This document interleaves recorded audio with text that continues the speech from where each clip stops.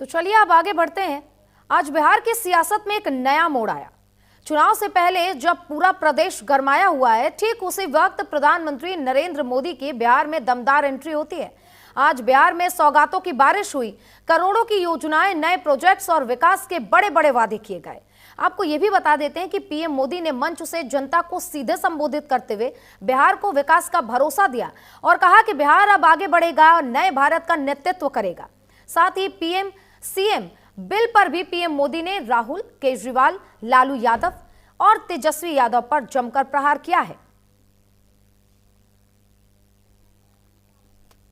साथियों, ऑपरेशन सिंदूर ने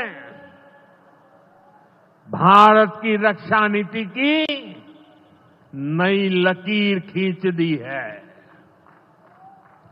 अब भारत में आतंकवादी भेजकर हमले करा के कोई बच नहीं सकेगा।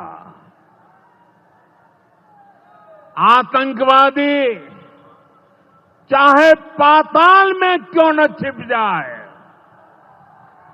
भारत की मिसाइलें उन्हें दफन करके रहेगी।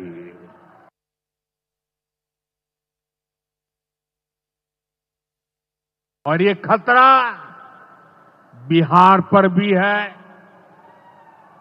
देश में घुसपैठियों की बढ़ती संख्या चिंता का विषय है।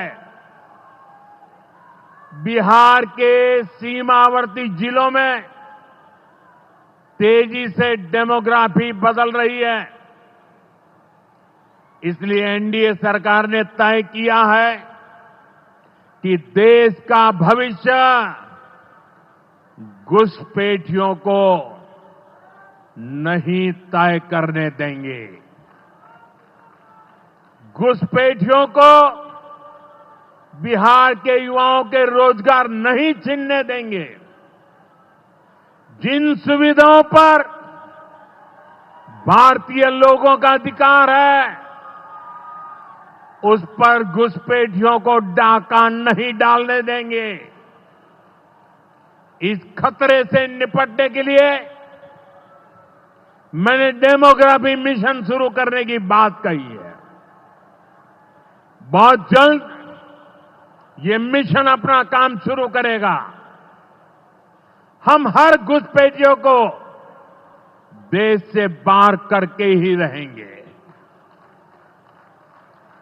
आप मुझे बताइए, एक घुसपैठियों को निकालना चाहिए कि नहीं? आपके आशीर्वाद से, देश के अटूट भरोसे के कारण साल 2014 में प्रधानमंत्री के तौर पर शुरू हुआ मेरा सेवा काल, ये सेवा काल निरंतर जारी है। इतने वर्षों में हमारी सरकार पर भ्रष्टाचार का एक भी दाग नहीं लगा। जबकि आजादी के बाद कांग्रेस की सरकारें जो 60-65 साल तक सरकार में रही है, उनके भ्रष्टाचार की लंबी लिस्ट है।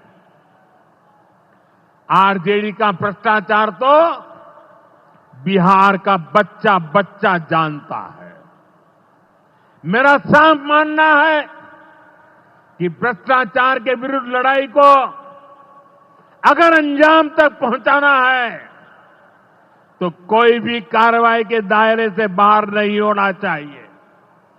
आप सोचिए, आज कानून है कि अगर किसी छोटे सरकारी कर्मचारी को 50 घंटे तक हिरासत में रख दिया तो अपने आप वो सस्पेंड हो जाता है।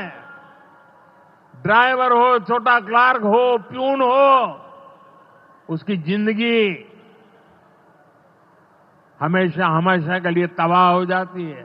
लेकिन अगर कोई मुख्यमंत्री है, कोई मंत्री है, कोई प्रधानमंत्री है, तो वो जेल में रह करके भी सत्ता का सुख पा सकता है।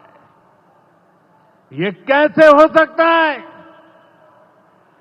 हमने कुछ समय पहले ही देखा है कि कैसे जेल से ही फाइलों पर साइन किए जा रहे थे, जेल से ही सरकारी आदेश निकाले जा रहे थे।